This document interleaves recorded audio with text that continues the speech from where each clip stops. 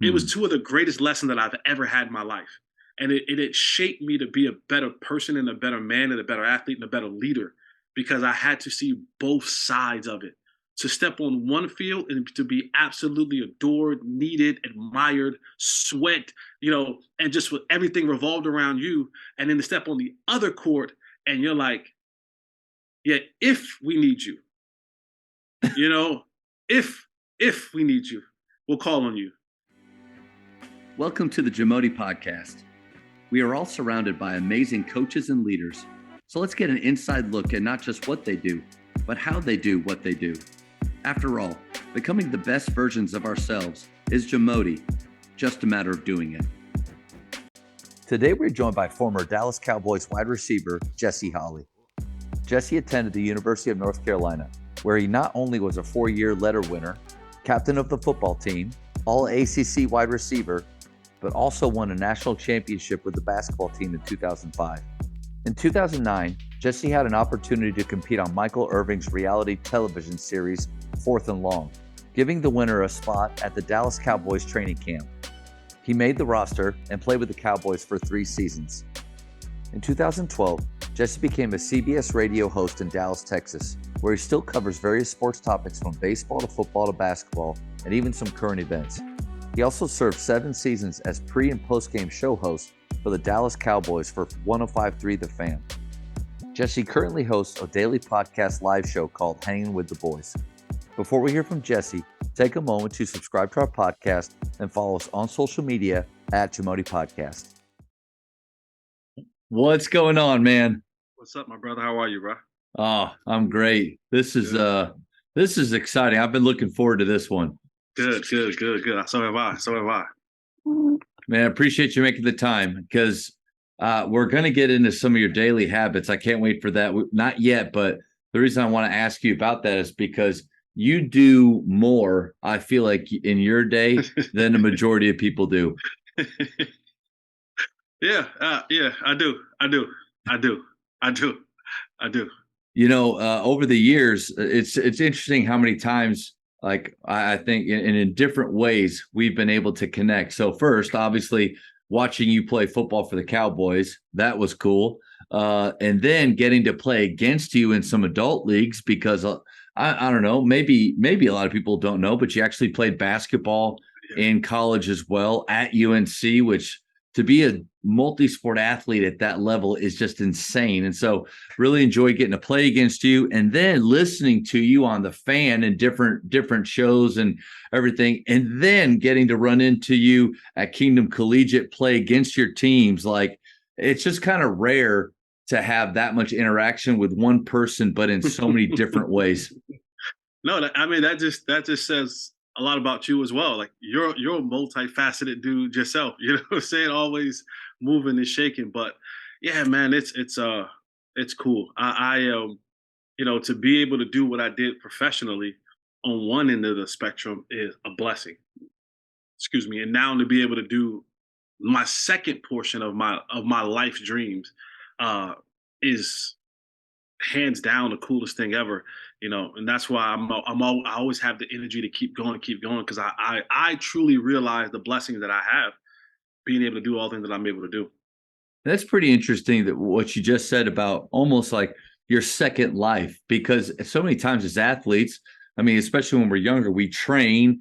And then if you're lucky, you get to play past high school. And then if you're even luckier than that, you get to play professionally, which our professional careers don't even compare. I played in Iceland for 1 year. It's the only place in the world that wanted me to play basketball. You made it to the NFL, and then but you're right. Like that career at some point was going to end, but you're still young, and like now what? And I feel like there are a lot of those players that maybe struggle to make that transition, but you were able to do it really well and maximize your talents.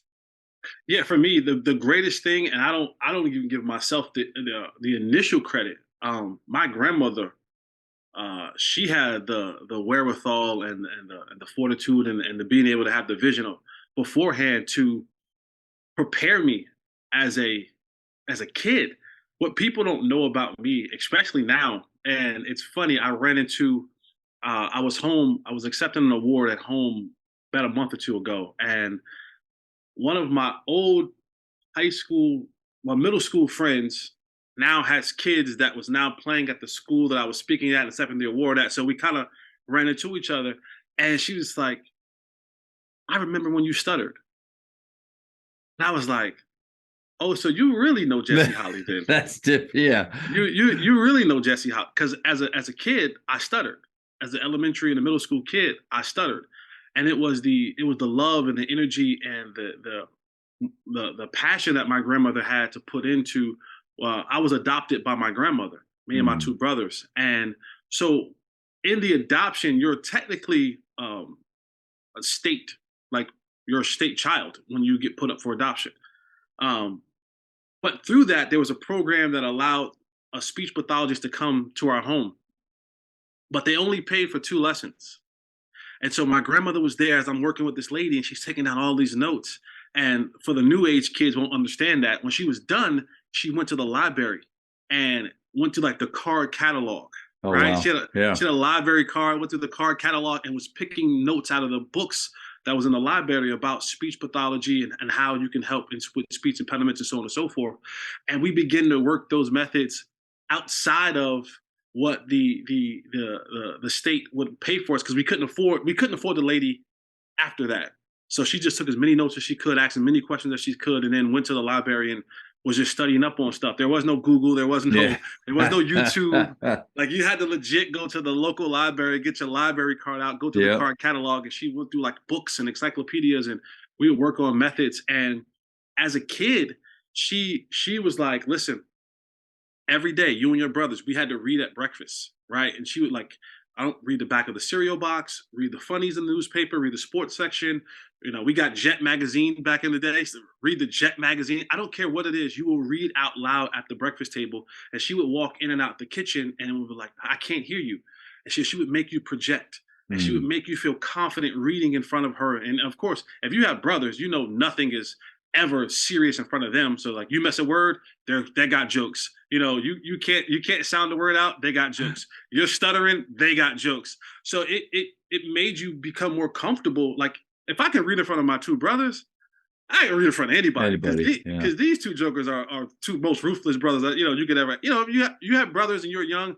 I had one older, one younger, so they were ruthless. And she had the foresight to be like, "No, you're going to be something." We would drive in the car, and she would go, "Sell me that sign." And it would be a billboard, and it would be like a McDonald's billboard. She's like, "Tell me why you want McDonald's," and I would have to on the spot sell her why I want McDonald's, sell her why I want this and this and this and this, and it just prepared me for today to be able to work in radio, to work in podcasting, to do pre and post game shows, to be able to have a thought and have the thought change and be able to still navigate through the next topic seamlessly, without stuttering, without thinking about it. And so I give a ton of credit to her early on, and just building that work ethic and building that ability that no matter what happens to you, we can work through that. And I've carried that for 40 years.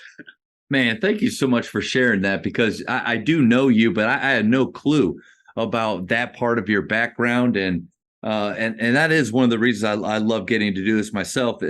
Some people may wonder why is a former football player on the podcast, because it typically is basketball coaches and leaders in that area. But again, I think going back to like you were a hooper and you continue to play after basketball kind of was the introduction for us, but there has been so much more crossover. But man, just honored and humbled that you give up your time. Excited to get going here. Absolutely, absolutely. Already alluded to the fact that you do so much in your daily life, and you even mentioned it with podcasting, with the school that you help run. You mentioned you have a baseball game that you've got to get to tonight, and it's so many things. But you and I have the same amount of seconds. What daily habits set you up for success? Um, this goes back to as long as I remember, and it sounds cliche and it sounds just, old school, but proper time management, man. Like proper time management. Like people don't we live in such a technology driven world, and that's great. It's fantastic. It's Yeah. forward thinking, it's forward moving. But sometimes getting that stuff jotted down, literally seeing it, I have to see like what does the schedule look like, right? And how can I maximize my time and my day within the schedule, both personally and professionally. And so for me, I'm really big on schedules, man. Like my day runs on a schedule, but it's a visible schedule. Like in my office, there's a visible schedule. In my phone, there's a visible schedule that I can look at and see, and everything's kind of timed out. And it just takes the discipline. Discipline is if you're looking at for any, I don't care what you do, you can collect cans all day if you want to. I don't care. If you don't have discipline in it, you won't be good at it. You just won't. You will not. If you don't have the discipline every single day to go and check the garbage cans where you know that there's a heavy population where there's cans being, then you won't make money. You just Yeah. won't get the cans. Someone else will. And if you can't say that you're serious about something and not have a level of discipline that matches, you're a liar. You're a liar. It's impossible. So if you're serious about something, anything, and there isn't a discipline connector to that, then you're absolutely a liar and it's never going to have success. You're right on the money. I wonder how many coaches or professionals, like you said, doesn't really matter what field, but at the end of the day, just felt rushed the entire day. When they look back, they just realize, or they feel like they didn't get a lot done. I've talked to our players about this quite a bit because right now, we're near the end of the school year. They're starting to feel stressed out with finals and everything, but then they also have select basketball going on, and I've seen it, and they verbalize that, man, they're a little bit worn out. And I've challenged them to really look back one day and just write down how you spent your time. Because I would imagine if we're feeling stressed out, if we're feeling rushed, like we didn't get anything done, there was probably a lot of time wasters in there that we don't even realize at the time, the 15 to 20 minutes that we could steal back at different moments. But to your point, like, if you don't write those things down and have a plan for your day, it's going to get away from you, right? And I think that's where the stress comes from. Most people, and there's, don't get me wrong, right? There are multiple things that cause stress. But I think one of the leading things that cause stress is the chaotic part of your life. It's when you feel your life has gotten out of control, right? When things just aren't, you're late there, you're rushing here, not enough time here, not enough time there, and it begins to mount up, and things that should have been done earlier are now being done late. Things that should have been done a month ago are now being on press for a deadline, and so all of those things begin to cause these different stresses. And when you're worried, and now you're not sleeping at night, Yeah. right? So now you're not sleeping at night. You're sleep deprived, and you're trying to force all this work into a day. You feel rough. That's where the stress comes from, and it all leads back. No, I want to be very clear with that. That's a portion of where stress comes from, but a lot of it leads back to, man, what did you do to give yourself the ability to maximize whatever it is that you wanted to do? Because Hmm. again, we get a chance, you, I, others, to coach, right? To lead coaches as an athletic director, do all. I get a chance to do that, right? No one forced that on me. No one forced it on me. But we act like that sometimes. You know Like what I'm saying? they're paying us to be here, but at any point we could leave. And You so, like, applied. You don't act, yeah, applied. don't act like this is the worst thing in the world that you could be doing. And that's the same thing with sports and these players. Like, guys, it's your choice to be here. Like, I'm not forcing you to be here, so don't act like that either. No, you're absolutely right. And I tell my coaches, I always tell my coaches when it comes to players, um, one, I always tell my coaches as an athletic director, as long as it's morally right, if it's morally right, I support you. If it's morally right, because you spend the most time with these student athletes. So if I deem it morally right, and I think I have a good conscience of what moral is, um, but sometimes you got to kick your best player out the gym. If your best player has the poorest attitude, that trickles down, and Yeah. I know from experience. Yeah. I know that from being an athlete, and we'll get more into the athletic side of things. But I briefly, two of the greatest things that ever happened to me was being a star on the football field and being a backup on the basketball team. It was Hmm. two of the greatest lessons that I've ever had in my life, and it shaped me to be a better person and a better man and a better athlete and a better leader because I had to see both sides of it. to step on one field and to be absolutely adored, needed, admired, sweat, and just with everything revolved around you, and then to step on the other court and you're like, yeah, if we need you, you know, if if we need you, we'll call on you. So where you was like, no, we need you.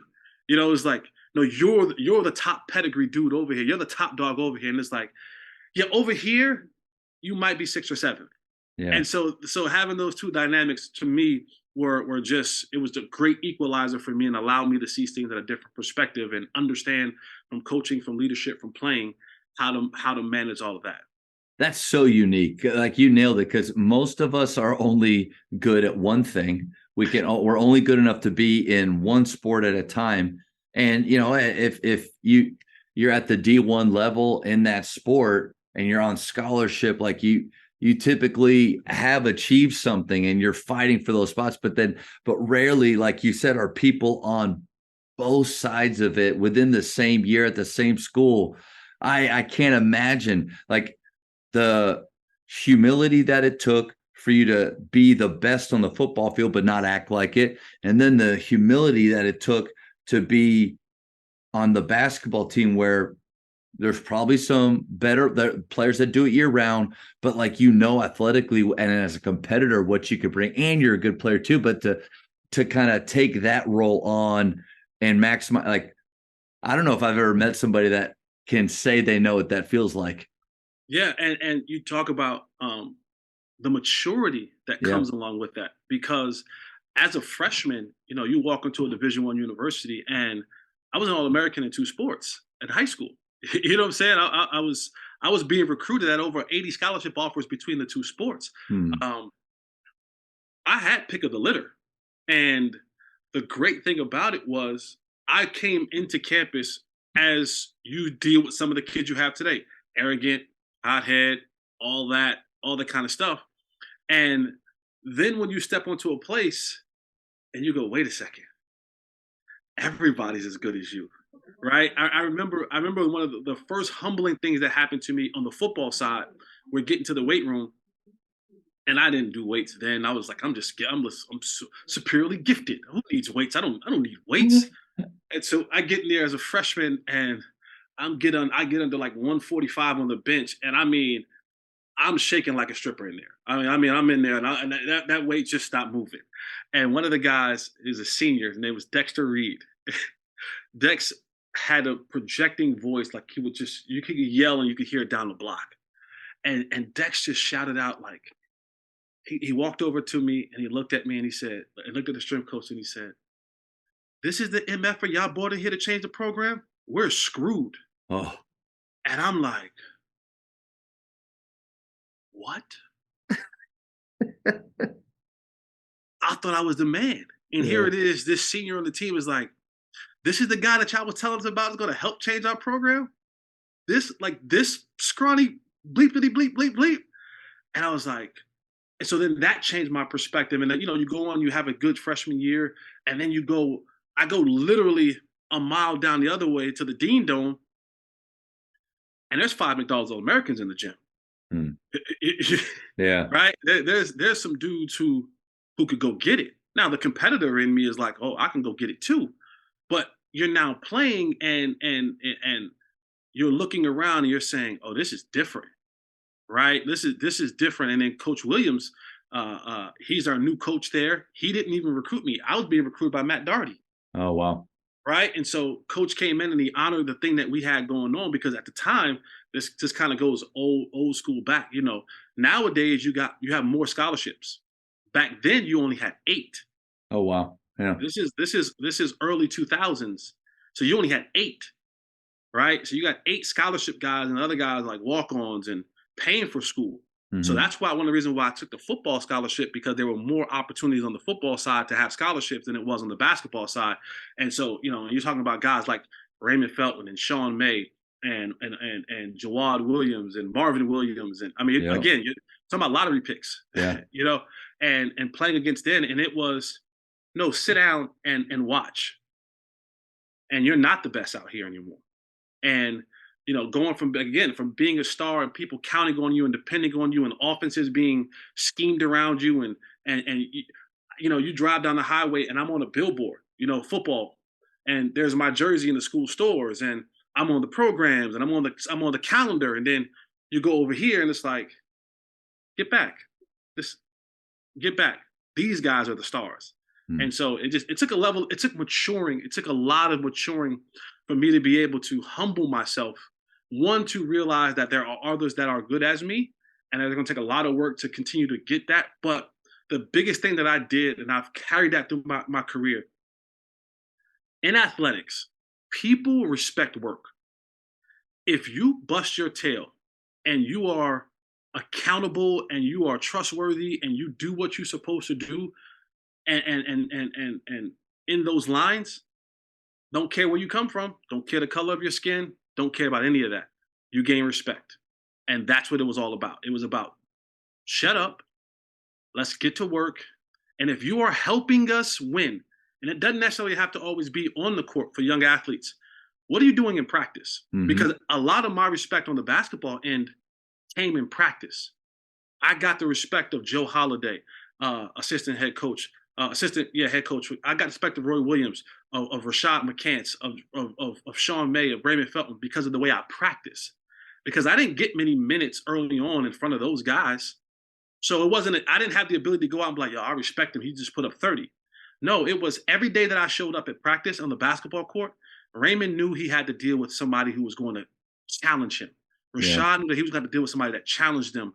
All those guys for the entirety of the practice. And then it was, oh, nah, he got it.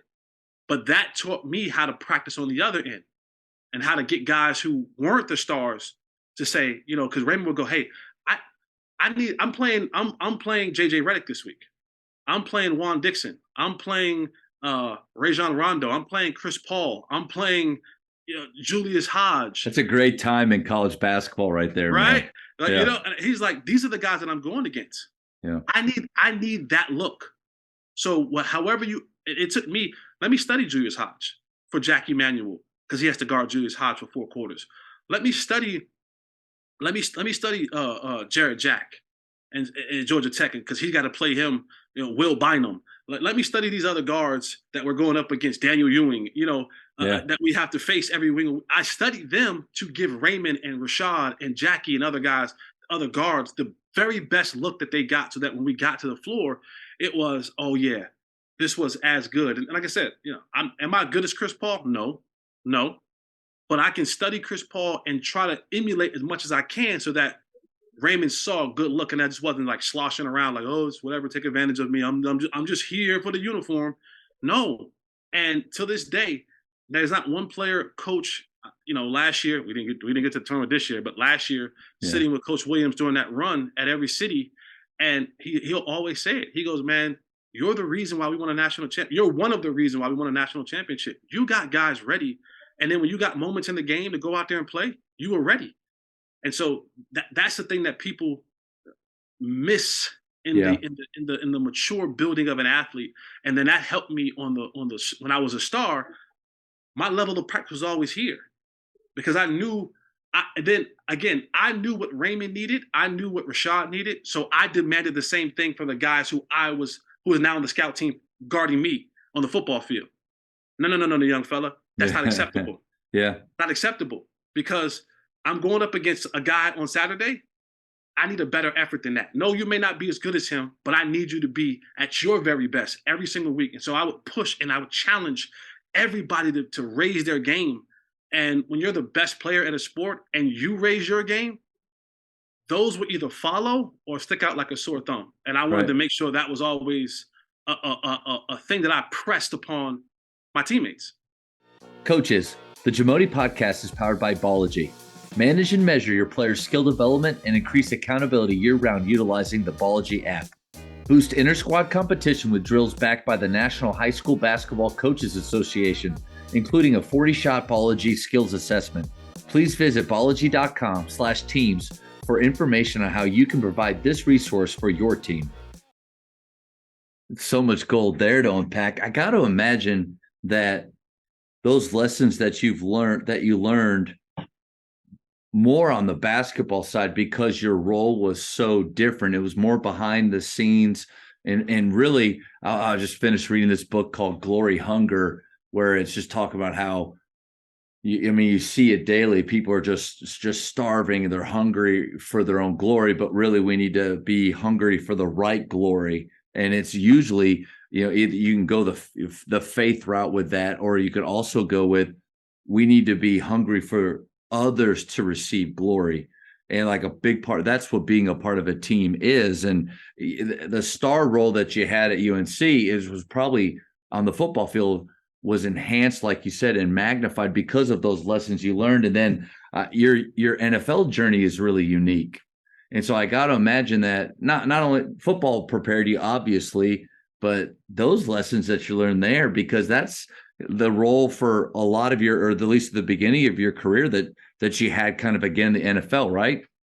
No, absolutely. And it gets magnified even times 10, because it's one thing to do it in college. Now when you're doing it with grown men who uh, make a lot of money, right? And everything, like in professional sports, you're either making money or losing money. Like that's the way you look at it. I'm making money or I'm losing money. Either I'm putting in the work, whether it's off season, in my training, in my nutrition, and everything that I do to make money, or I'm doing everything opposite of that to lose money. Hmm. And so now you enter this place, and the best way that I can put it is there's a locker room full of guys who have mortgages, car payments, uh, lifestyles that all cost. And their focus is, yes, we want to win as a team, but we have to put the work in, like, because money is the motivating factor. Hmm. And what are you doing if you're not Tony Romo, if you're not Jason Witten, if you're not DeMarcus Ware, if you're not, one of those guys, right? What are you doing to help us win? Because winning does so much for everybody on the field, off the field.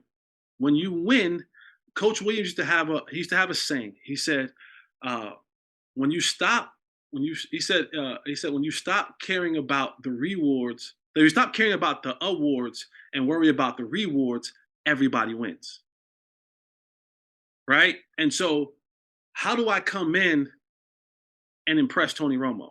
How do I come in and impress Jason Witten? How do I come in and not impress, I shouldn't use impress, to gain the respect Well, yeah, but there's of a these there's a way guys? of looking at it as it is impressed. Like you Right? want them to almost I, give you a nod to your effort yeah, and what you're bringing. Yeah, I want respect, right? You want yeah, the respect. You want the yeah, respect of those guys, that your peers, right? yep. There's no greater respect than the respect of your peers. And you come in, and again, I go back to what I said earlier. I just grinded. I just that was the goal. When, kind of brief story, when I got to the Cowboys, right? I came off a reality TV show. I'm the only player in NFL history to go from reality TV to NFL roster, right? Yeah. And imagine walking into a locker room and half the guys watch the show, half the guys don't know who the hell you are, but the kind of it's trying to trickled around. Hmm. They don't respect reality TV. You know what I'm saying? Yeah. There's no respect for one of Yeah. my Your starting level, it probably in their eyes was possibly, and I mean this with all respect, possibly below what just a normal rookie would be because of the path, the way that you came in. it, it it literally was, what gimmick has Jerry Jones now done? What new gimmick has Jerry Jones now done? And I knew that, right? I knew that one of my good friends now is Patrick Creighton, and I remember listening to a news interview of them at OTAs, and the question was brought up about the show, like, hey, they're announcing the winner soon, and Patrick's, if you know Patrick, like, you know him personally, you know who this is. This is not a stab, but this is how he is. And he's like, is he out here now? I don't care who he is. And I'm like, damn. I haven't even gotten there yet. He's already. He's like, if he's not out here with us right now, he matters none to me. I was like, this is not only my teammate, this is my fellow wide receiver is talking here, you know? We're going to be best friends, I can Right, tell. right. And you know, to get there, and the only way you get a locker room like that, because those guys don't, when you get to the league, they don't care that you are all American this, they don't care that you are all conference that, they don't care about what your record was in this and your record was in that. What are you doing here? What are you doing right now that's going to help us? And you know, when I first came in there, I just said, I'm just going to go really, really hard. And like my mentality was, go as hard as you possibly can for every single rep. If it leads to a fight, so be it. And literally, by the time I got through training camp, the level of respect that I had gained from those guys, the important guys, right? The guys, the leaders of the Sure. locker room, was through the roof. And you know, I used to have a saying, and I used to always tell guys, like if I'm on the scout team or whatever, I would say, hey guys, tell me what play you want me to take off. But when you tell me the play, just know that I'm going to need $5,000 for every play you want me to take off. And they're like, well, what do you mean? I said, because that's the money that I'm going to need when they cut me. It's Like, a great point. Yeah. so, and then like for me, because what's the worst that can happen on the football field? Like in the sense of someone getting upset that you're going hard. Only a fight, right? That's okay. It's going to last 30 seconds. I'm going to win some. I may lose a fight, but I'm not going to get off the path that I know is going to keep me here, because you fighting me tells me that I'm doing something right. Because I'm not a dirty player. I'm just going really hard every single rep because I need to make a point. Yeah. I need the coaches to see me to stick around because I just came off a reality TV show. And then besides that, I was working security. I'm not trying to go back to work security again. Right. So it's like, you know, fight a safety, fight a DB, fight a linebacker. I'll go back and work security. I like my chances over here with this fight. Yeah, It'll your last 30 level of seconds. urgency was a little bit higher. Hey, I Yeah. got to ask you, I want to go a little bit deeper with that idea of maximum effort. And because I want to get your thoughts on it. I was surprised at just the college level of basketball, how inconsistent my teammates' effort was at times. The lack of attention to detail or care even about the weight room, which I know basketball, football, there's a little bit of a difference in overall attitude to the weight room, but it is important. But I mean, I had teammates just not care about that, Right. not give their very best in practice, but sometimes they were so talented that just out in a game they could still do it at that. But see, I never cracked that next level where you were in the NFL. Were you rare in how the urgency you showed every play, every second? Or was that the norm? And there was just maybe a few of those ultra talented dudes that didn't have to. What did you see? I took my my pulse from the dudes who were going to have yellow jackets potentially one day, right? When you go to practice and I watch a DeMarcus Ware, you know, a dude who's has $70 million in the bank, and I see him strap it up and go get it. Hmm.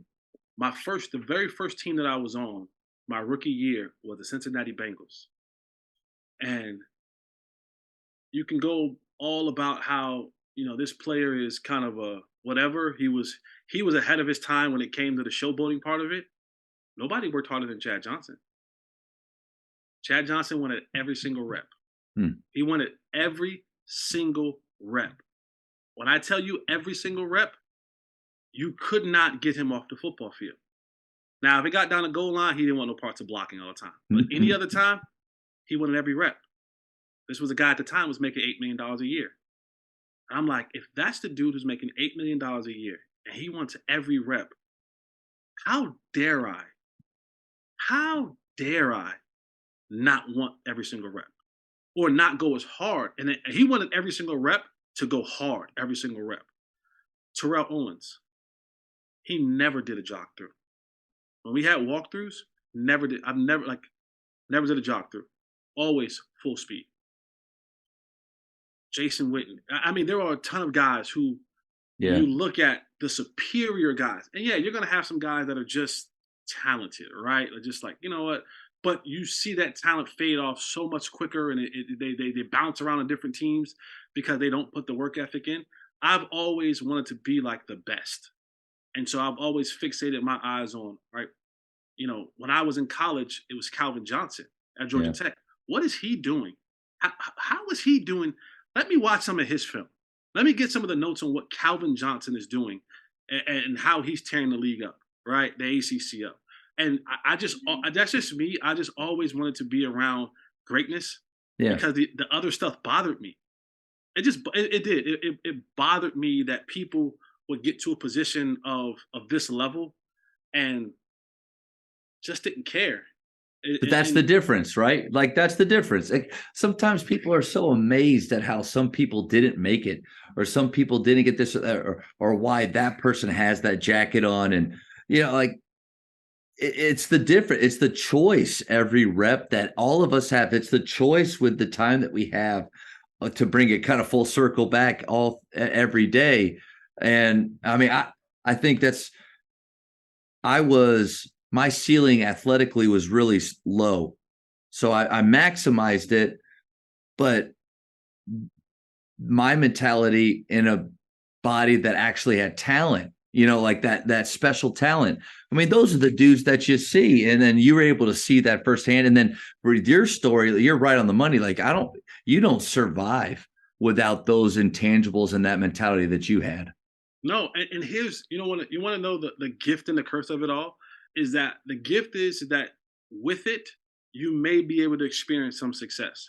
The curse is it may not always work, Uh, right? Like the biggest thing about maximizing talent, going hard, doing the right things, that doesn't always give you the success that you might have wanted, right? I would love to have a gold jacket. Nobody went. I don't believe there was anybody that went harder than I did, yeah. right? Yeah. Um, but this is like we're friends, but I still hold a little bit of a grudge on this, right? It's like nobody went as hard as I did, nobody practiced as hard as I did, studied hard as I did, and then comes a situation, and you know this, you know, I have this big game in San Francisco, right? And I'm thinking my time is coming. Well, the next week it didn't. Mm. Another guy stepped in there, LaRon Robinson, and had a halfway decent season and went on and made $32 million, $32 million contract, $16 million guaranteed in Jacksonville the next year, and played 2 games the rest of his career. Right? And I'm like, wait a second. Mm. But here is the thing that I have. Would I love the $15 million guaranteed? 100%. Let's not act like I'm no. But I can lay my head down knowing Yeah. that I matched it. I maxed it. And did it give me the big $1 trillion dream award that everybody wants? No, it didn't. But I experienced something that a lot of people can't say they experienced. Right. Yeah. Yeah. I'm sorry, dude. Keep going. And that's just I can I like I'm content with that. Yeah. And then going to the faith part of it, I can look at it and say, God, whatever talent you gave me, you know that I maxed it. Yeah.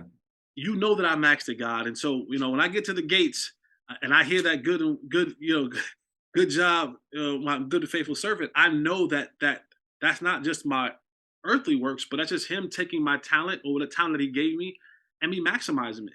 And then that led to me to be able to do all the other things that I was supposed to do and that I am doing in life. But yeah, but I couldn't live with myself had I not done those things the way that I did it, even though it didn't result in the dream of you're good friends with Tony, right? I don't have this catcher commercial. I'm not making $18 million a year to call football games. I don't get a chance to play at Augusta National. I don't get a chance to have a big dreamy house.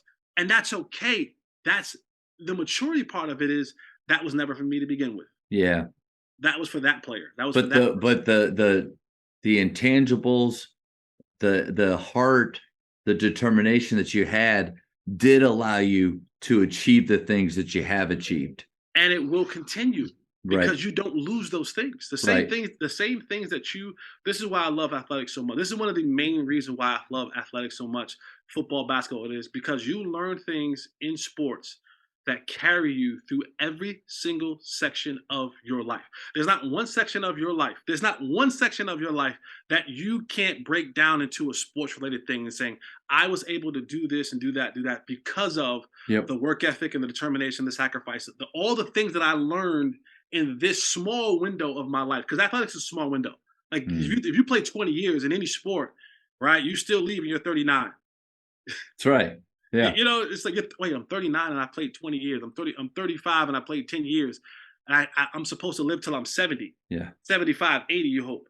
So it's like, that's a small window to achieve those things. But those characteristics, those things that carry you through the rest of your life, you only can get those from places, all right, like in the trenches, in the adversity of a basketball game when you're down 15 and now you're working through scenarios, or you failed, you had the shot, right, and you missed it, or you had the shot and you made it, or what was the next, like all those things go into the next portion and stages of your life.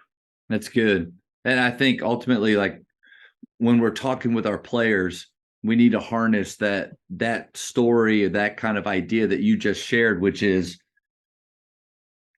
give your very, very best, but knowing that it's not going to guarantee you anything.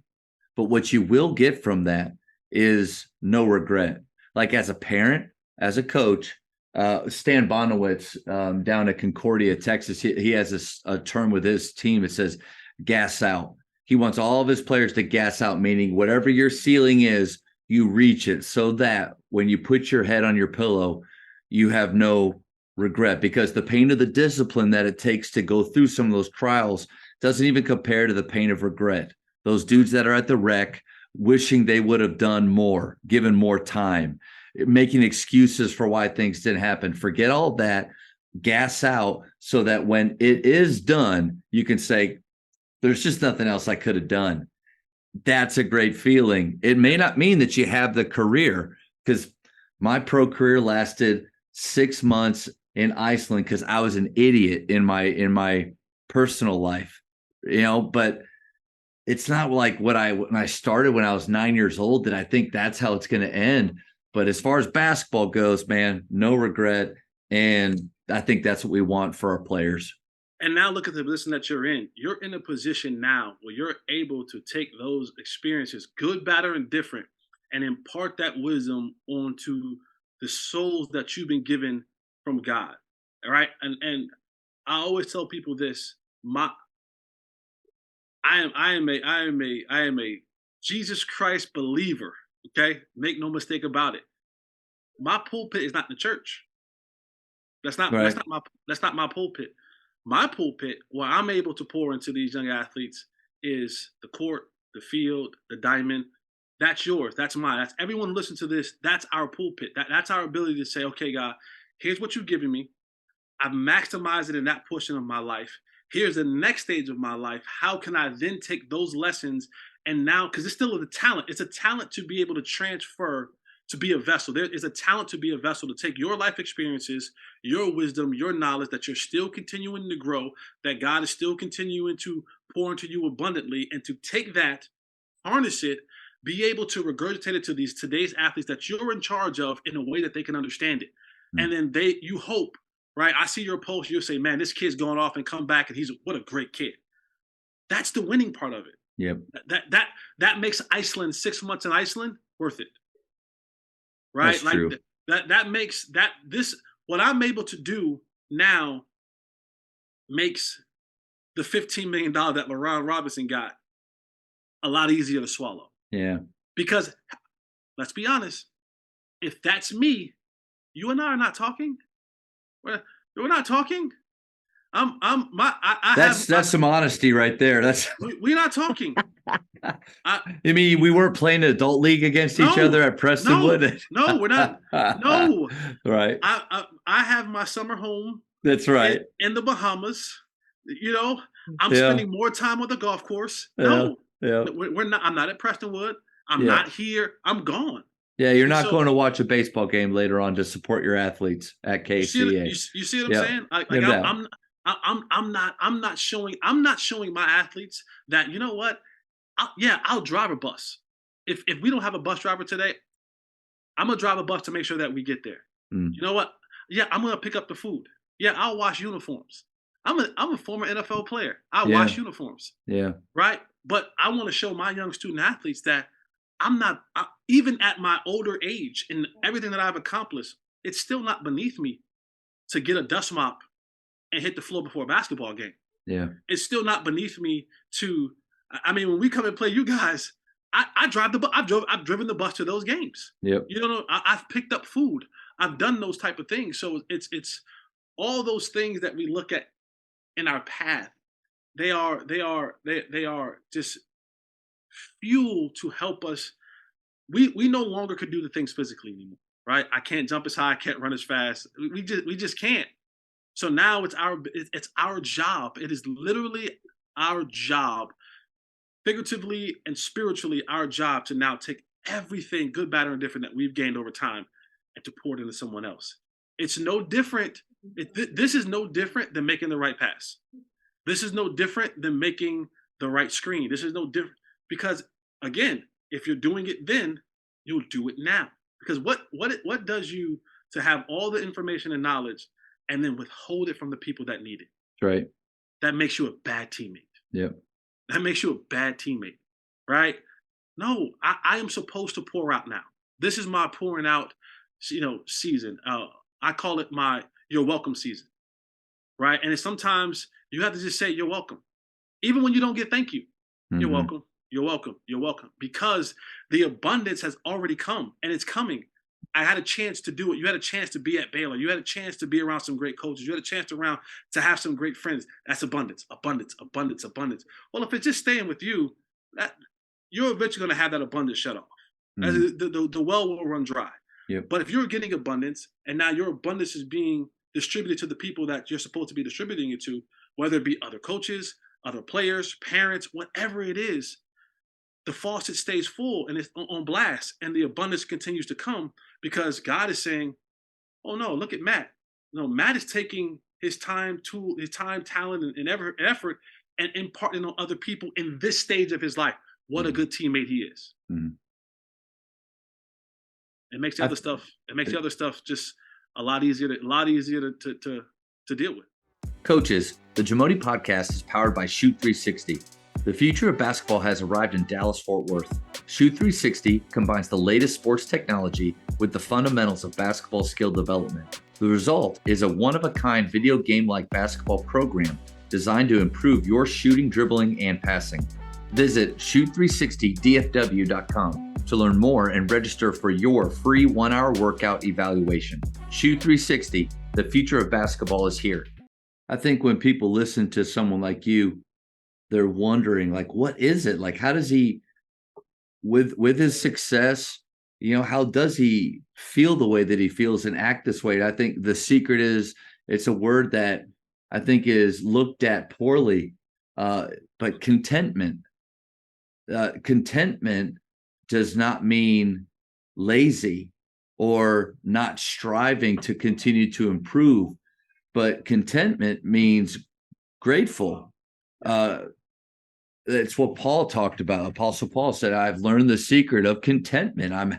I am happy when things are going great, but I'm also okay when things aren't going great. And that feeling of contentment is, I think it's what's really gnawing at a lot of people, whether they were high achievers early on in life or still waiting for that big break to come.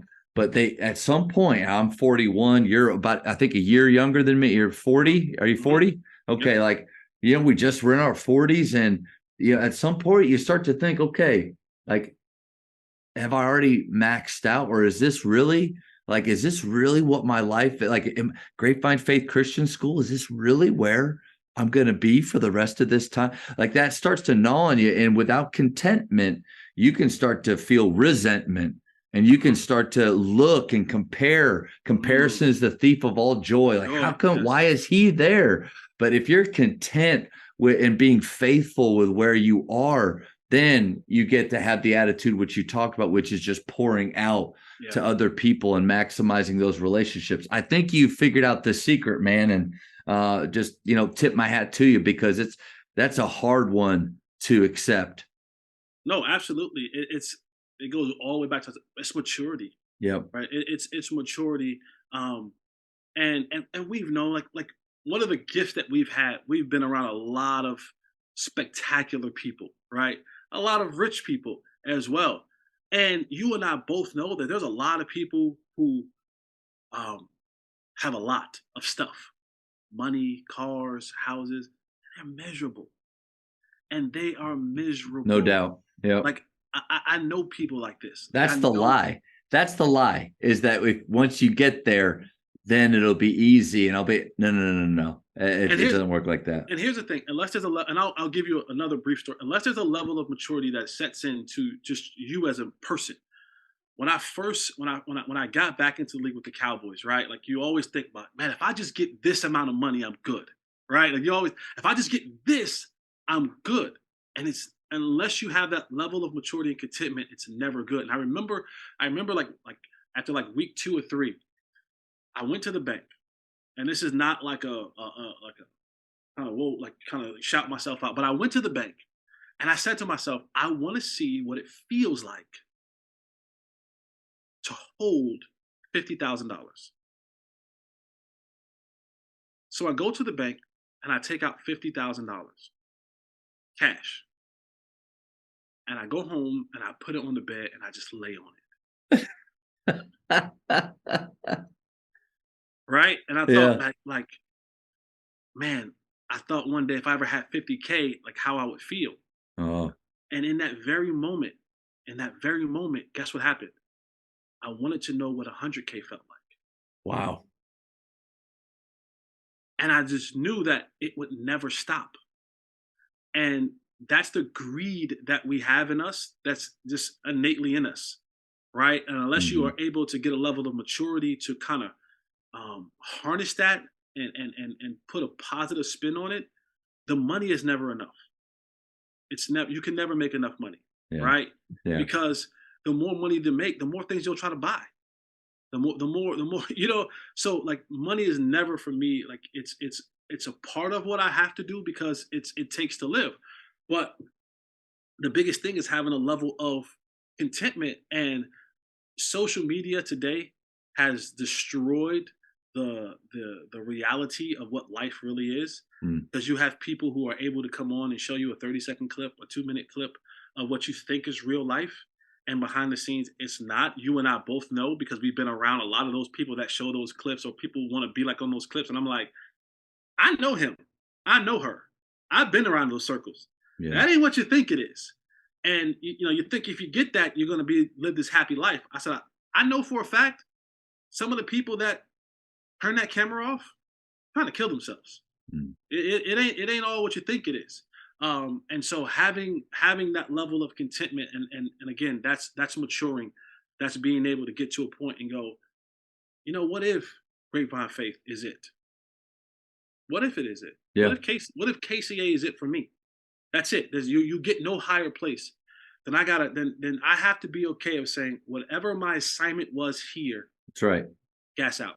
To your Yep. coaches for that, gas out, gas out, gas out. And at the end of it all, what I'm supposed to have, if I'm doing right, what I'm supposed to have, like the biggest thing for me is I would tell people check God's track record. I've always been covered, even in my valley times, even in my wilderness times, Yeah. I still got manna, right? Like even it wasn't the lamb, it was manna, but it was what I needed in that moment. It was what I needed in that moment. And sometimes manna is what you'll get because manna is what you'll need. Mhm. Lamb will get You'll get the sacrifice of the lamb when you get the sacrifice of the lamb. But be okay with the lamb, be okay with the manna, be okay in the valley, be okay at the mountaintop. Because in each of those places, I know that I'm good because I'm covered. So you got to just, I love that term. I'm stealing that. Tell coach, thank you. Uh, but yeah, gas out, Yeah. gas out, man. And And if God can truly see you trusting you with a little, He'll give you more. And that does not mean a bigger school. He'll just give you more opportunities to continue to do what you do, right? And that at the end of the day, if you're in this business, that's what it should be all about. We just we broke a record right there. I think we went almost 40 minutes on one question. That's a record. And so I I'm want to sorry. I'm sorry. I'm no, sorry. no, it's so good. I mean, there's never a pressure for me in doing this to like I have to get these things done. It's really the beauty I think behind just getting to kind of ask more of these on an open-ended like see where it goes. Mhm. And so I love, but I do want to ask this one because you've already, I mean, Roy Williams and all those teammates that you have, coaches that you play for, like uh, you especially, you've been around a level of leadership with players and coaches and probably people in the business world that most will never get to be around. And so we can read books about them, we can watch videos, but to actually the day to day and really get to know who they are, like that's different. And so, what are some qualities that you've seen in great leaders? Um, flexibility. Flexibility. One of my favorite coaches of all time, and people may not know him. You can look him up. His name is Joe Holliday. He's a longtime assistant of Roy Williams. Man, me and Coach Holliday, I love Coach Holliday, man. He was just a solid dude, man, all the way around. And Coach Holliday would always tell me, he would always say, "Hey, um, be firm on your destination, be flexible on your journey. Be firm in the destination, be flexible on the journey." And again, when you're 18, 19 years old, you're like, "Oh man, Yeah. But that was I'm 20 years ago, and you're quoting them right now. be firm in your destination, be flexible in your journey." And I think that's one of the greatest things is that as a leader, you have to understand that there should be a hard and pressed destination, right? Like there is a place that we're trying to get to. But in that, be okay with changing the direction, be okay with the detours of it. And even in those detours, don't miss an opportunity to pick up some things that may help you along the way because that's what the detours are for. Mhm. um, and that's one of them. Two, I think, don't be afraid to be wrong. People think as leaders that you have to always be right, and if I'm leading people, I can't show that I'm wrong, and I can't show that that no, no. There's nothing about leadership that says perfection. They don't. That's not the definition. Right. It's not. So it's okay to be wrong. It's okay to tell the people that are under you, my bad. That's on me. That's on me. And what it does is it gives you credibility with the people that you're trying to lead, your followers. Because if they could look at you and say, "Wow, what a person that is flexible in what we do, is okay with being wrong and admitting it, right? Don't be wrong and be stubborn like I ain't. No, be wrong and be okay with being wrong in front of the people that you're leading, and saying that's on me. Yeah. I'll take this one. You know, that is on me. You'll get more people to follow you that way. And I think the third thing would be consistency. Mm.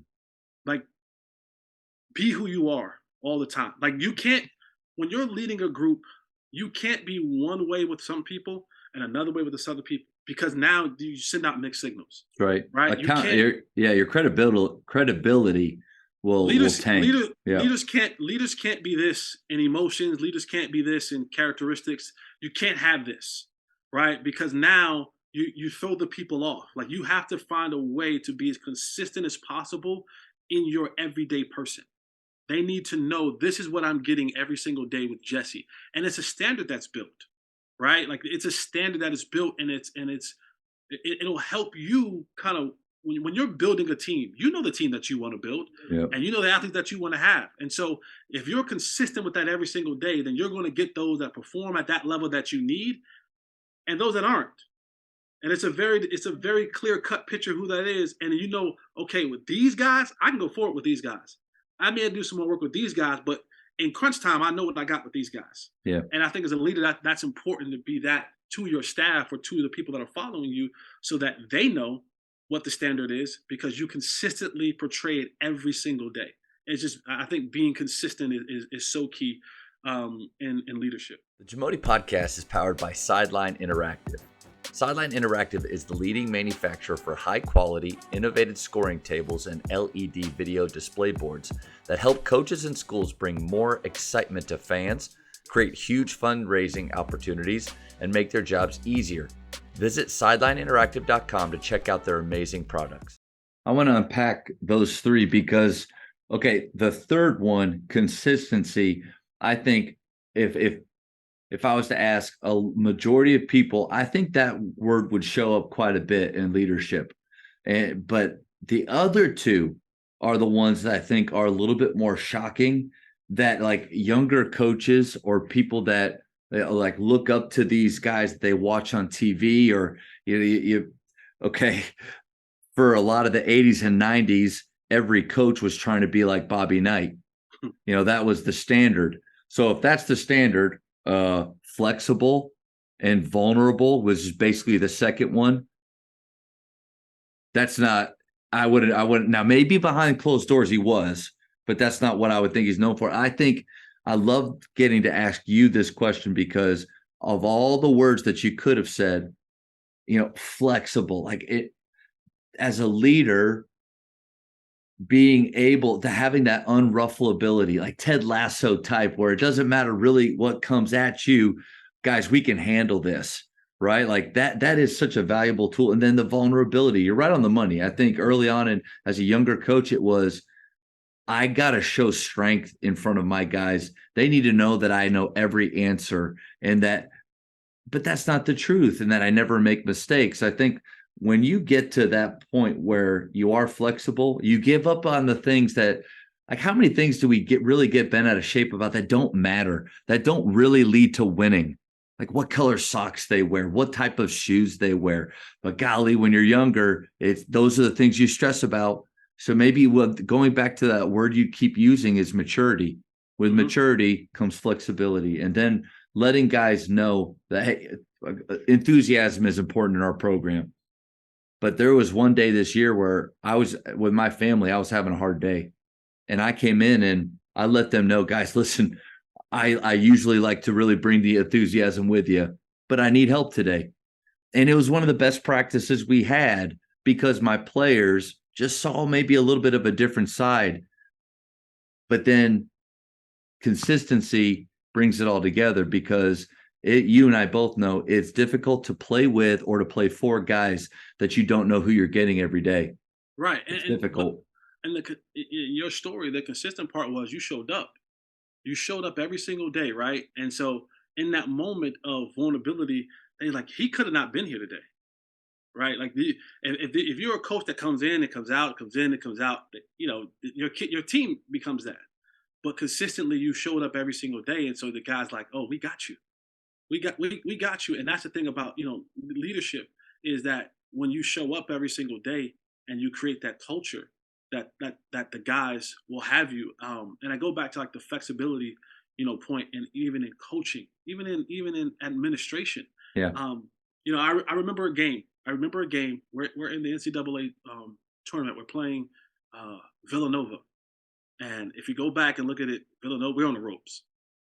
This is Alan Ray. This is Kyle Lowry. This is Randy Foy. I mean, this is young Jay Wright, and we're on. This was like the first iteration of 4 out, 1 in. Okay. Right? Yeah. Four guards, and they had like a 6'7", 6'8" big man, and we're on the ropes. We're up in Syracuse, New York, and we're on the ropes. Okay. So if you're a Villanova fan, you say that they didn't travel at the end of the game. If you're a Carolina fan, you said that was a travel at the end of the game. However, we win the game, but we're on the ropes. Yeah. That we this whole thing of 4 guards, nobody kind of had figured out yet. Jay Wright had going on. Like now it's a thing, but we're on the ropes and we're in a timeout. And I mean, the crowd is in it. It's hostile. The game is tight. It's the NCAA tournament. We're the #1 overall seed.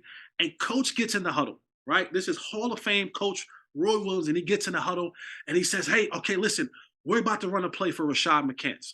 Rashad McCants, one of the best players in the country, da da da da. And he's like, and Jawad Williams stops him in the middle of the huddle and he goes, no, we're going to Sean.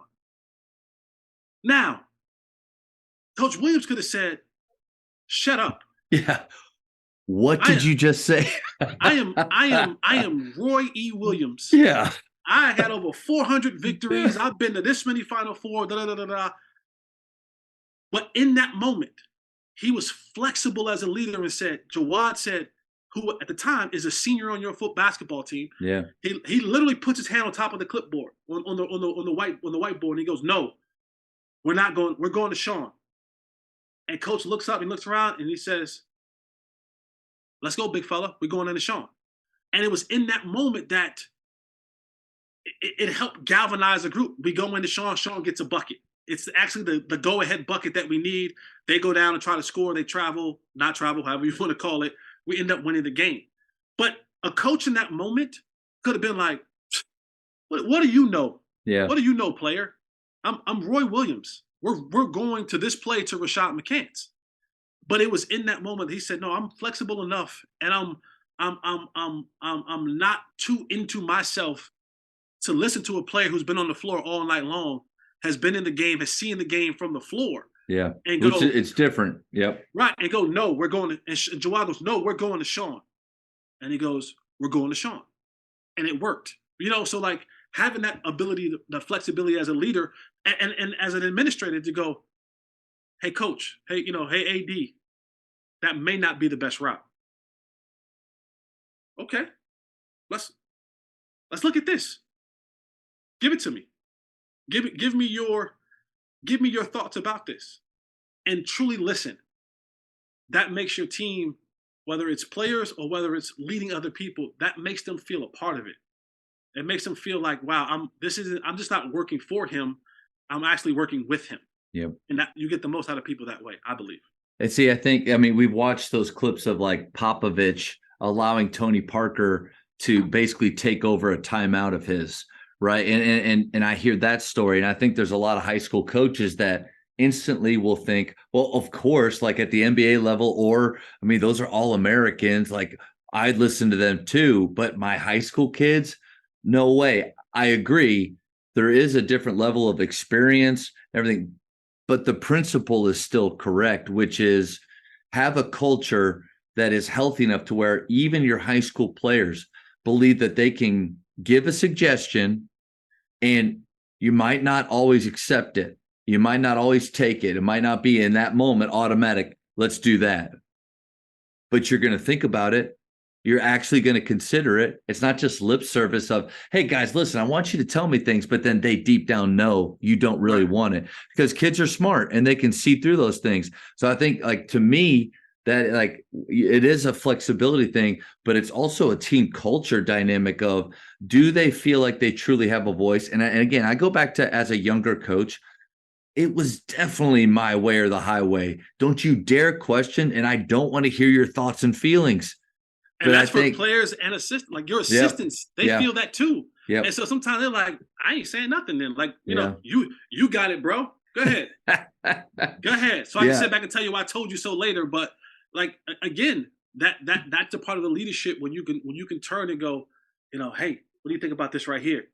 And that guy goes, or that girl goes, hey coach, listen, I think you should go to, that's what I loved about Coach Holiday, because Roy gets all the credit, but if you watch Roy over the years, he did a lot of turning to Joe Holiday and going, hey, what do you think? What do you think, Holiday? What do you think? He's like, hey, I think you should go to so and so and so and so. And he was like, okay. And sub, and if it was just for a minute, or it was having that, like having those assistants on your side to not only just to be there to do the practice work and to the film work, but in the moment, right? Can I look to one of them and value their opinion? Yeah. And use it. And again, whether it fails or whether it succeeds, they're going to feel better that you actually listen to them. And, at the end of the day, we have the term like, I want guys that's going to run through the wall for me because I'm going to run through the wall for them. But if there's doubt, then that brick wall, they won't run through. They'll get to it and then go, but they believe you. They truly believe. they're It, going it, through it. you just said it. Okay. It's so cool that you just said believe, because if you don't mind, I'd love to give maybe one quality that I've seen in great leaders. I typically don't. I just like to listen to whoever I'm talking to. I don't give a lot of input, but I like to, and I'd like to tell a story with it. So is that okay? Yes. Okay. And the reason I'm going to tell the story is because it's you've mentioned his name. I rarely bring up the fact that I in any way know Tony Romo. I just I don't do that. I don't name drop. I don't do this and that. And I know him very differently than you did. I mean, golly, playing with him things. I played with him in an adult league for basketball for a couple of years, and was able to build a friendship. And one quality that I see in great leaders is belief. And you just said it. Like, they have this belief or ability to believe that anything can happen. They can always find the answer. We can always as a team make it work. And in the worst possible moments, it's not just like a pie in the sky wishful thinking. It's real. And they're able to take that belief, but then also create steps that they need to get there. And I think those are the type of dudes, again, also that you run through the brick wall for. So here's my one Tony Romo story. And I'm only telling it again because we both know him, but you brought him up and you mentioned that I know him. So you did this. Yeah. But No, when you tell your story, I have a story for okay. belief as well. So go ahead. Tell Okay. your story. So it was we were both we're the same age, and we were in similar times where single, or he was dating but definitely wasn't married yet. We didn't have families and all this stuff. So very much like kind of an entourage type of, like, he has his boys, and just from playing with them and stuff, and not being a horrible person, I think he kind of brought me into that circle. And so he's going to play in Tahoe at this celebrity, golf tournament. And he brings me, Nick Sakaris, like that, also. And him and Nick were high school buddies. So that's actually how I got into the whole group, and with Nick, and because Nick coaches. But anyway, he invites me to go. I'm like, oh, this is awesome. So the first day, I've never been to this tournament with him, and he doesn't play well. And he's a super competitive guy, doesn't play well. Well, I'm going back to the, to our little house that's right on the lake that we're staying at. And all the other guys are with, they're kind of bummed because they're like, man, we're not going to get to do anything. Yeah. Like, he's going to be pissed, and we're just going to have to stay here, and we're not going to. And so I'm like, oh, okay. Well, he bursts into the door after playing, and he's a good golfer, after playing a horrible round like that day. And he goes, guys, don't worry. I've got it figured out. All I got to do is this. I got an eagle here, this, and this, and I'll be right back in this thing. And it wasn't like, you could think at one point, like, he's just joking. Like, he's actually really mad, but he's just pretend. It was 100% real. Yeah. He on that walk from that last shot, seeing where he's at, that walker drive back to our house, he had figured it out. And we went and had an awesome time that night. And it was like, but the belief, like, I had really never seen that level of athlete. Because, I mean, again, my career ended in Yardvik, Iceland. And so, but like that level of, but it wasn't fake. He truly believed it, but he had the steps and the plans. And the crazy thing is, like, came super close the next day to achieving that, like, played really well. There's what separates some coaches from others, what some teams, some leaders, is a belief that they can figure it out. So that's my story. And no, and one on the similar thing, my play in San Francisco, like, when you watch the clip, you see this moment of Tony and I we're sharing a conversation on the sideline, right? You see his hands on my shoulder and he's saying something to me. And people always ask me, what was he saying to you? And I always jokingly say, well, he was giving me his Chipotle order for the plane, right? Because I truly don't know what he was saying. And the reason being is, every time he opened his mouth, I kept telling him, Tony, I'm ready. Tony, I'm ready. Tone, I'm ready. I'm ready. I'm ready. Because then remember, no Des Bryant played that game. Miles Austin gets hurt. We're in overtime, punctured lung, broken ribs. He's like, the belief, right? And I'm like, if he can walk back out to the locker room and play again, damn it, we can go win this football game. Yeah. And I'm telling him the whole time, Tony, I'm ready. He's like trying to tell me whatever he's trying to tell me. I'm like, Tony, I'm ready. I'm ready. I'm ready. I've studied. I'm ready. I'm ready. I'm ready. And we go and we win this game, right? And I have the 77-yard play and we win this game. And that's a whole nother story for another day. But we get back on the plane. Now, on our planes, with charter, the vets kind of always sat in the back. They had the table in the middle and Tony always kind of sat in the back. And I mean, he's in the back and he's like, he's hurt. He's hurt. And so I go to the back to get something, and I walk by him, and I just tap him because in that huddle he changed the play. The play that we won the game with was not the play that he got from Coach Garrett. It wasn't. He completely changed the play. The play that he actually called was a specific play that only Miles or Austin ran. It was a special play that was put in only for Miles Austin, and he called it for me to win a game, and we won the game. And I tapped him, and I looked at him, and I said, "Why did you change the play? Like, why did you change the play?" And he gave me that kind of that side Tony Romo smile with the dimple, and he said, "You told me you were ready." And he put his headphones back on, and he went back to a slumber, and I kept walking. Right? Like I got chills, man. Like that. That's. And he said, "You told me you were ready." I believe that you were ready. Yeah. You believe that you were ready. Yeah. Right now, I drop it, I never get another chance again. Right? And people even ask, like, you never thought about dropping it? No. It was never a thought. Now, I didn't think about getting run out the 1-yard line, but it was never a thought process of dropping it. But in that moment, I was telling Tony, I'm ready.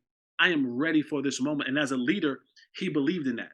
So much so that he put his kind of, I'm not saying his career, but a portion of, because he throws that play to me and I drop it and we lose the game. They go, Tony Romo, why would you trust a guy off a reality TV show to win a football game in overtime when you have a Hall of Fame tight end and Jason Witten out there? Why not go to Jason? Right? That's what they say. And they say, there's Tony Romo again, fumbled another game, throw the ball to this guy who's on a reality TV show a year ago. What a loser. Yeah. But in that moment, the leader that he was, he said, I watch you every day at practice. Mm-hmm. I see when I walk out of the meeting room at 8:00 that you're still around and you're breaking down film. I see how you practice every single day. So in that moment, in that crunch time moment, when everything is on the line against a good football team on the road, my lungs are punctured, my ribs are broken, and we have to win a football game. You told me you were ready. Let's find out. That's the belief of a leader. That's a guy now when he goes, hey, I need you to do X, Y, and Z. You run in there, I'm going to throw it. I'm running through the wall. Right? Like, that's how that stuff happens. That's leadership in a form right there that you want to be able to look at your guys and, look to a coach or look to a player and go, shoot it. That's right. Shoot it. And he shoots it. But there's a golden nugget that you said that I don't want to just let go by, which is his belief and the level that he had in you is because he had watched you every day. Mm-hmm. Like that, your belief that you could catch that wasn't insanity. So we're talking about confidence here. Your confidence wasn't insanity. Your confidence came from the preparation. Yes. The problem that we have with players and maybe even some coaches or in any profession is confidence that really doesn't have any backing to it. It'd be like me saying I'm confident in flying a plane right now. Why? Like, why do I have the right to be confident in that? I've never done lessons. I've never done anything. If I actually was to get behind, like we're dead. But mm-hmm. some players play like that. But I think that nugget that you gave of because of how it's full circle, man. Back to the very beginning of our talk, the way that you showed up every day, the effort that you gave, that confidence that you had in yourself allowed that leader to believe that you were ready when you said you were. There's no doubt in his mind because he saw it. I just think those two things are hand in hand. Mm-hmm. Go hand in hand. I agree 100%. I'm going to ask the question. You feel free to, let's not do that. And because it's not anything I would normally ask, but your unique situation, you mentioned his name. We're talking about leaders and everything. And I live in Dallas, Fort Worth. golly, I'm a Cowboys fan. Jason Garrett, like I appreciate him. Like I appreciated the fact that he was like, as coaches, we talk about process. We're going to trust the process. We're not going to deviate. We've got these three things that we're going to focus on. And, like, I mean, but I know it annoyed people, like the way he would dodge questions or not really answer. He'd go back to process. You played for him. Like the flexible, vulnerable consistency. Was that your experience with him behind the scenes? No. And here's an important thing that people have to realize too, especially when you're judging coaches and athletes and stuff like that. Like for one, I can separate the man from the coach because there are some things, and this is especially when you get to the professional level, that you're going to have philosophical differences and beliefs of how you should go about certain things. But that doesn't change the man that you are, right? Because we can disagree on X's and O's. And I think a lot of people, from our standpoint, disagreed X's and O's. But I do think as a man, he was a good man. Like that's the part that I'm able. Like I tell people, like I had my philosophical differences, my schematic differences with him as a coach, and the things that we've done or did during that time. But I can also say that's a good dude.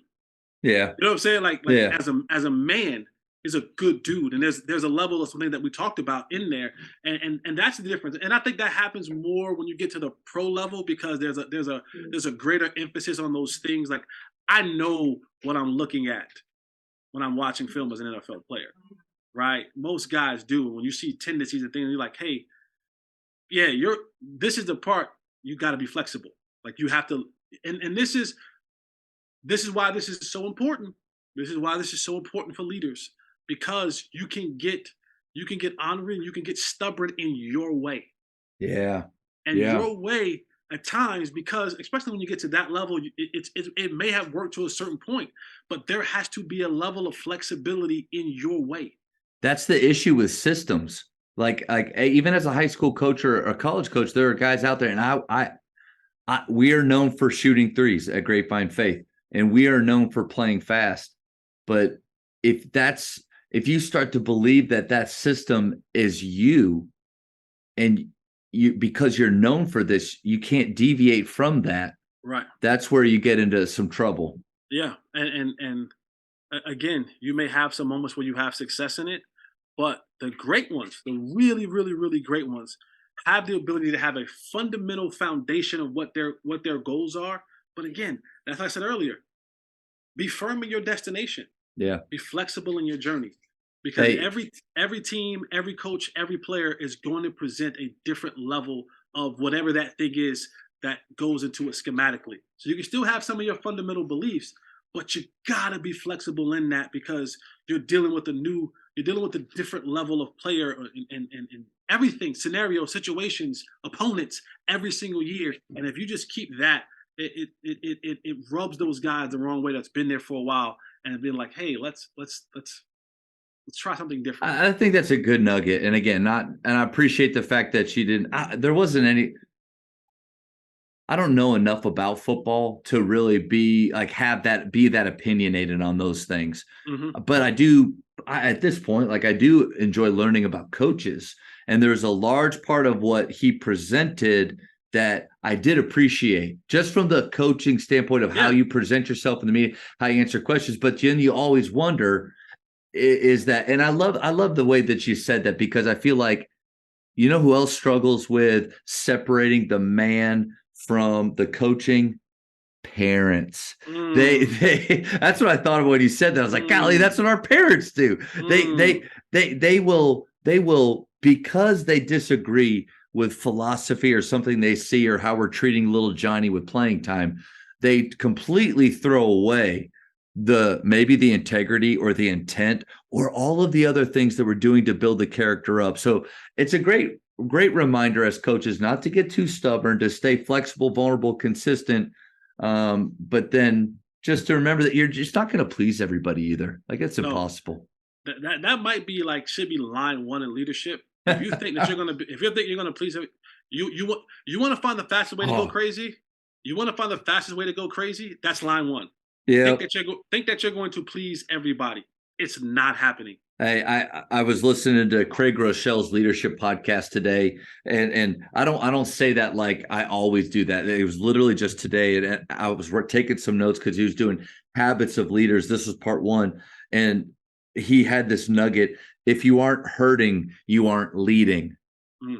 Like that, if you're gonna get hurt in this business of leadership, you're gonna have people that you care about that for whatever reason don't reciprocate that, and if you are out there to just please everybody, before I let you go, because I know you need to get off this, quick speed round to get to know you even better. These are short questions. First All thing right. that pops in your head, blurt it out. Yeah, we got like 5. I got a 6 p.m. baseball game. Oh, it'll take less. Oh, it's Okay. quick.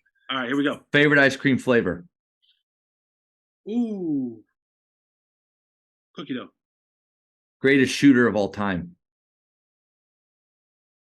Steph Curry. Texting or talking? Texting. Greatest basketball movie of all time? Above the rim. Good one. That's one of my favorites. For high school, he's playing ball without a ball. I've always wondered, like, would that actually help you to get? I don't know. For high school, shot clock or no shot clock? Shot clock, golly, please. Thank you. For Thank heavens you. above, put a shot clock in high school basketball. I agree. God, please. In Texas, because it's in 13 other states. Yeah, and we've Texas, got great basketball here. Let's speed this thing up. Let's speed these games up. You know, not this game, but the game itself. That's right. Favorite holiday? Christmas. I'm a giver. What book would you give someone? The Bible. There you go. Favorite place to travel? An island. Oh yeah, I love islands. I love water, warm water and warm sun. Last one. In basketball, who's the GOAT? Michael Jordan. Hey, no brainer. Man, I'll just tell you so much. Like, this was so enjoyable. I love the fact that we really only hit 2, but you know what the crazy thing is? We hit a ton of different areas of leadership and habits and culture. Love getting to learn more about your story, and I've always appreciated your friendship. And anytime I get to see you, man, talk about consistency. I think you live that out better than almost anybody I know. Thank you, man. And that right there is one of the biggest compliments that you can ever give me, because that's who I am. Like, there is no hidden agenda, right? There is no, man, well, when I seen them here, he was this. I am who I am every single day. That's the character that's within me. That's when you know, like when you're making tea, right? When the water begins to boil, what happens when you put you in that? Like, do you change the entire environment? Like, that's what I want to be. I want to be consistent across the board, even when things get hot. I want my consistency of who I am every single day to people to know, man, that's Jesse. And the thing about that is good that no one can ever, you can't downplay who I am, because whether they meet Matt, whether they meet Tony, whether they meet Tom, Dick, or Harry, they're gonna be like, oh, Jesse was da. People are gonna go, ain't the same Jesse Holley that I know. And if more people are saying the opposite of what you're saying, then that person becomes a liar. So if you're that across the board, then people can't say, yeah, that's right, he is that. I saw him over here. Nah. Across the board. That's good. Man, I appreciate your time. This was We got to awesome. do this again, man. We'll go part 2. Yes, We'll get into some more culture, all these things, and confidence too. I think you can help a lot with that. But this was great, man. Appreciate it. Thank you, brother, man. God bless you, man. Continue to sow into those seeds that you've been given, man, and grow great leaders. Thank you for checking out today's episode. Please take a moment to subscribe to this podcast, share it with your fellow coaches, and find us on social media for what's coming up next on the Jamodi podcast. It's just a matter of doing it.